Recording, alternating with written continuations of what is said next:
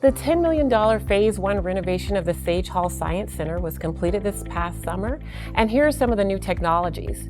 There are a cluster of research labs based on shared instrumentation and equipment, and a focus on cell and molecular-related research. Specifically, there is a cluster of faculty with this interest from biology, health science, environmental science, and physics. There's another overlap with faculty focusing on aquatics research. A third overlap is biochemistry. A new donor-funded anatomage table, which is a fully segmented real human 3D anatomy system, will soon be housed in one of the existing labs. Our students will be able to visualize anatomy.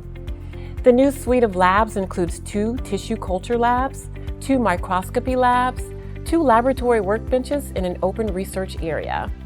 The new lab's state-of-the-art high-tech lab equipment includes a cutting-edge autoclave sterilizer, BSL 2-level research biosafety cabinets, top-of-the-line fume hood, and a water purification system designed with built-in extra capacity with a vision for the future. These changes provide Stetson with the capability to expand student and faculty research opportunities.